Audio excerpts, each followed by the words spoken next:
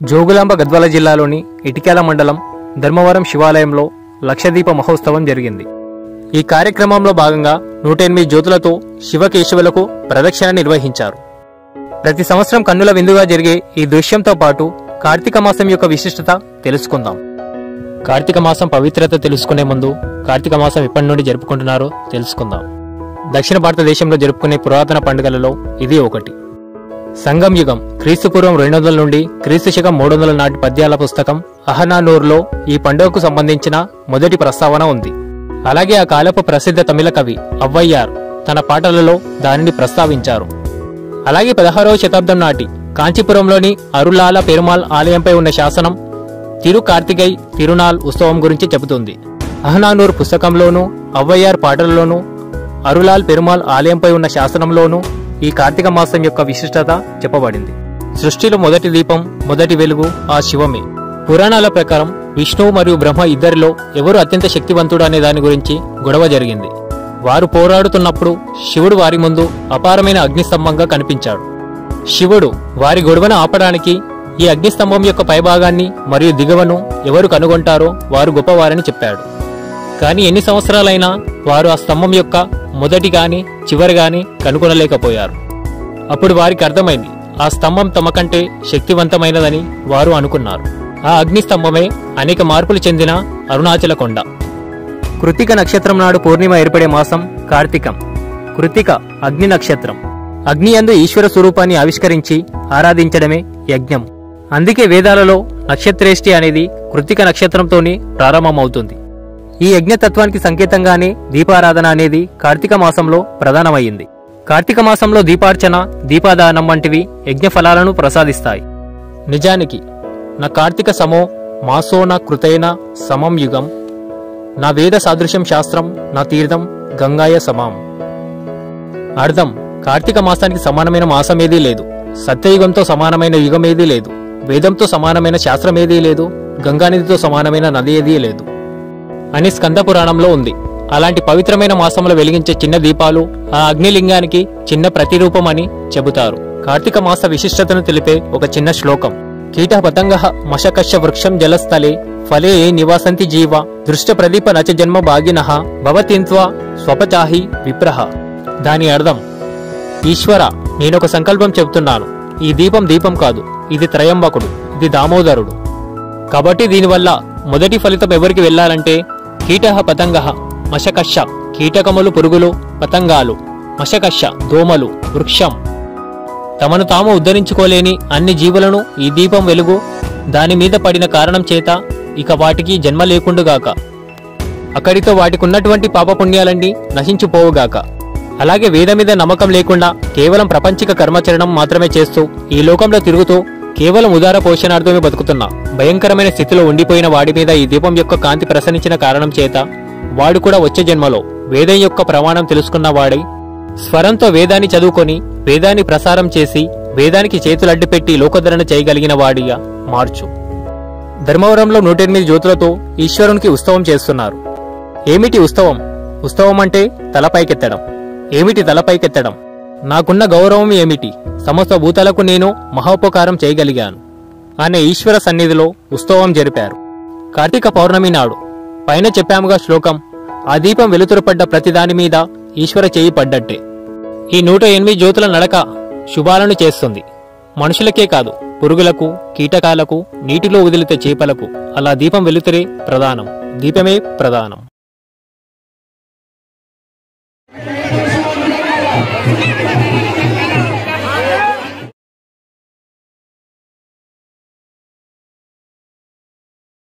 బాల త్రిపుర సుందరి దేవిగా ఒక బాలికను అలంకరించి ఈ కార్యక్రమ భారాన్ని ఆ భవాని దేవికి అప్పచెప్తారు. ఆమె ముందుండి నడిపిస్తుంది ఈ కార్యక్రమాన్ని. శ్రీ విష్ణు రూపాయ నమః శివాయ. విష్ణువు కేశవుడు ఇద్దరు వేరు కాదు, ఇద్దరు ఒకటే అని శివుడికి కేశవుడికి ప్రదక్షిణ నిర్వహిస్తారు.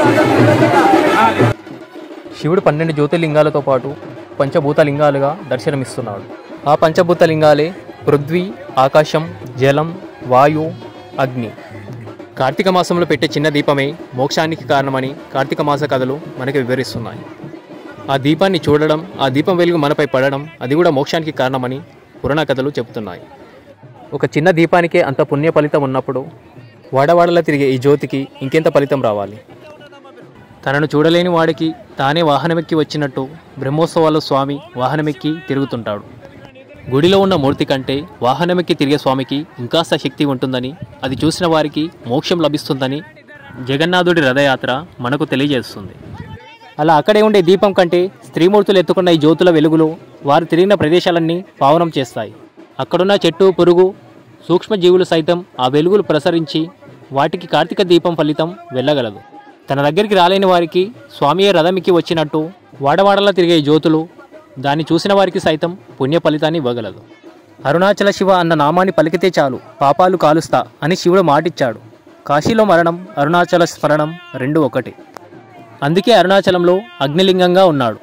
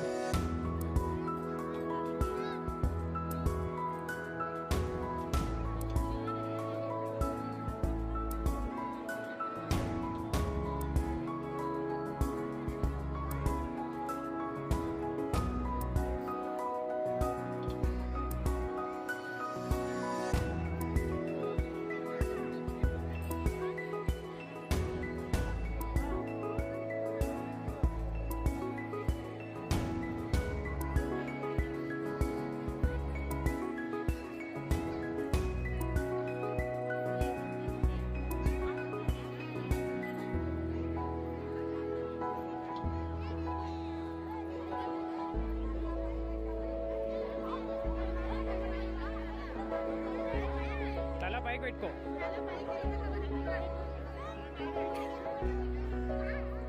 ఓం నమః శివాయ.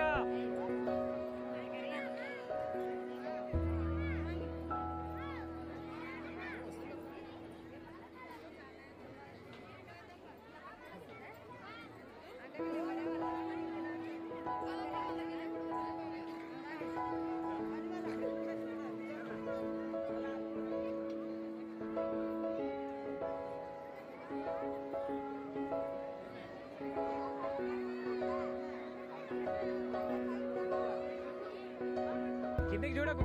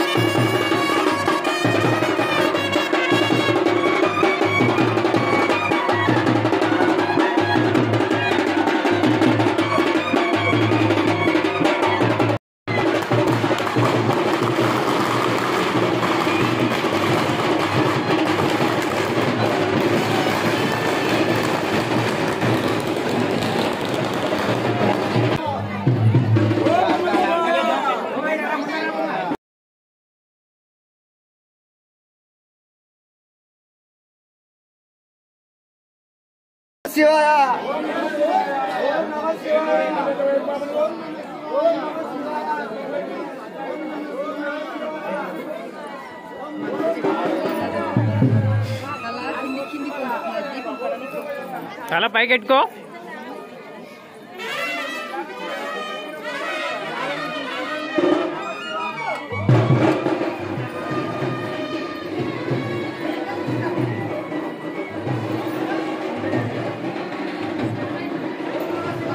ఓం నమః శివాయ.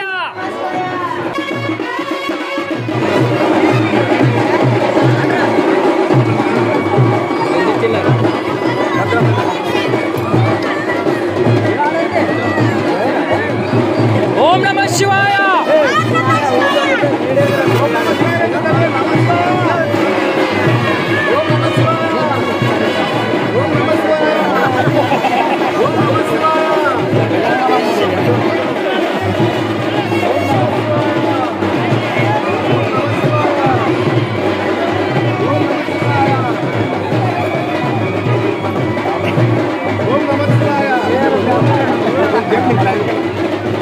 Jadi orang bagus.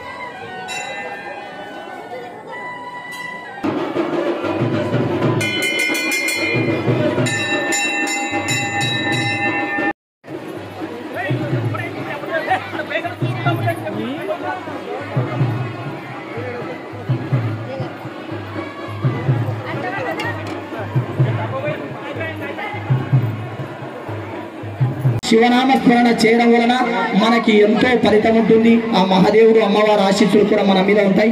కాబట్టి ఈ యొక్క కార్యక్రమంలో పాల్గొన్న ప్రతి ఒక్కరూ పుణ్యాత్ములు, ధన్యాత్ములు. కాబట్టి ఒక్కసారి గట్టిగా అందరూ వేరే మాటలు పక్క కట్టిపెట్టి ఓం నమః శివాయ అని గట్టిగా ఓం నమః శివాయ, ఓం నమః శివాయ. భక్తులు ఎంతో భక్తి శ్రద్ధలతో ఈ యొక్క కార్తీక పౌర్ణమి ఈ యొక్క చేయడం అంటే సాధ్యం కాదండి. ఈ యొక్క ధర్మారం గ్రామం ఎంతో పుణ్యం చేస్తుంది. దానికి చూడడానికి వచ్చిన బంధువులు మరియు పెద్దలు, పిల్లలు ఎంతో ధన్యవాదాలు. కాబట్టి ఈ యొక్క భక్తి శ్రద్ధలతో కార్యక్రమం చేస్తున్నారు. దీని తర్వాత కూడా రాత్రి సమయం ఎంతో భక్తి శ్రద్ధలతో దాతల సహకారాలకి ఈ యొక్క భజన కార్యక్రమం ఉంది. కాబట్టి అన్యలా భావించుకోకుండా ఈ యొక్క భజన కార్యక్రమాన్ని చూసి ఆనందించి ఆశీర్వదించి స్వామి వారి కృపకు పాత్రలు కావాలని మరీ తెలియజేయడం. వాళ్ళని చూస్తున్నారు మీరు అనడం లేదు. ఇంకా మనం గట్టిగా ఉండి ఎత్తగొట్లాడుతుంటే ఓం నమః శివాయ ఒక్కసారి అది భక్తులు భక్తి శ్రద్ధలతో ఆ యొక్క శివనామస్మరణ కేశవాలయం దగ్గరికి వెళ్ళి మళ్ళీ మహాదేవనాలయం దగ్గరికి వస్తున్నారు. కాబట్టి ప్రతి ఒక్కరి నోటిలో ఓం నమః శివాయ, ఓం నమః శివాయ మీ యొక్క కోరిక సంకల్పం చెప్పండి. ఎంతో భక్తి శ్రద్ధలతో బ్యాండ్ సెట్ వారు కూడా చక్కటి సంగీతాన్ని ఆలపించారు. అలాగే మైక్ సెట్ వారు కూడా వారికి కూడా ధన్యవాదాలు.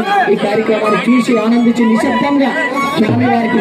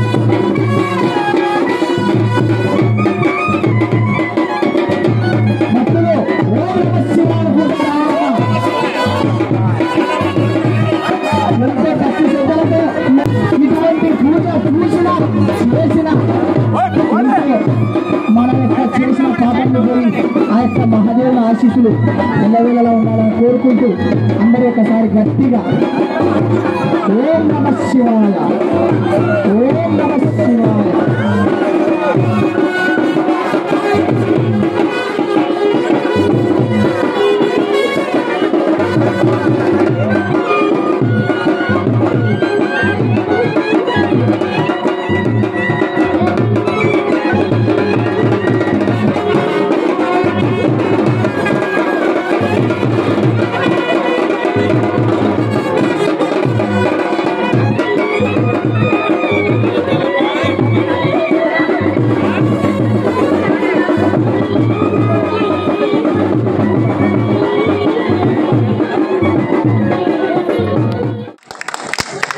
చాలా పెద్ద కార్యక్రమం ఇది. ఇట్లాంటి దీపారాధన కార్యక్రమం అనేటువంటిది చాలా అద్భుతంగా జరుగుతుంది. అది ధర్మవరం గ్రామంలో జరుగుతుంది. నిజంగా ఈ సంబంధం ఎవరో ప్రకటించినట్టుగా కైలాసమే కిందికి వచ్చినట్టుగా ఆ శ్రీ మహావిష్ణువు తర్వాత దామోదర కార్తీక మాసం, దామోదరునికి శివుడికి ఇద్దరికి కూడా ప్రీతి పాత్రమైనటువంటి మాసం కాబట్టి కృత్తికా నక్షత్రంలో వస్తుంది కాబట్టి ఇది కార్తీక మాసంగా జరుపుకుంటాం. జ్యోతి చీకటి పారతోని మనుషుల యొక్క జీవితాల్లో వెలుగు నింపేటువంటిది కాబట్టి ఈ కార్తీక మాసం.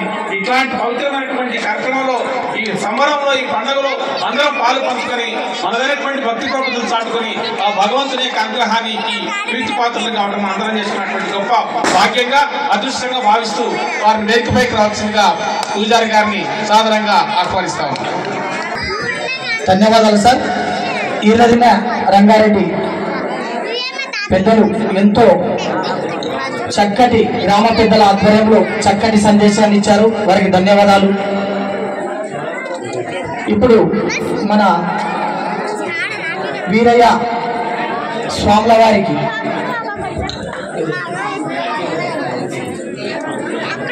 రంగారెడ్డి పెద్దలు అయ్యవారికి సన్మానం చేస్తున్నారు. ఒక్కసారి అందరు గట్టిగా చప్పట్లు కొట్టాలి. రంగారెడ్డి సార్ అన్నట్లు పూజారి వరమిస్తున్న దేవుడు వరమిస్తారండి. కాబట్టి అయ్యకు సన్మానం చేస్తున్నారు కాబట్టి ఒకసారి అందరూ గట్టిగా సన్మానం చేయాలి. ఎంతో భక్తి శ్రద్ధలతో ఈ యొక్క అంగరంగ వైభవంగా కార్తీక మాస పౌర్ణమి సందర్భంగా లక్ష దీపోత్సవం దిగ్విజయమైనదంటే పూజారి ద్వారానే. అలాగే గ్రామ పెద్దలు, భక్తాదులు, భజన కమిటీ వారు ప్రతి ఒక్కరి ఆధార అభిమానాలతో ఈ యొక్కటి చక్కటి భక్తి కార్యక్రమాలు ముందుకు నడుస్తున్నాయండి. కాబట్టి ఒక్కసారి అయ్యవారికి సన్మానం చేశారు కాబట్టి వారికి ధన్యవాదాలు.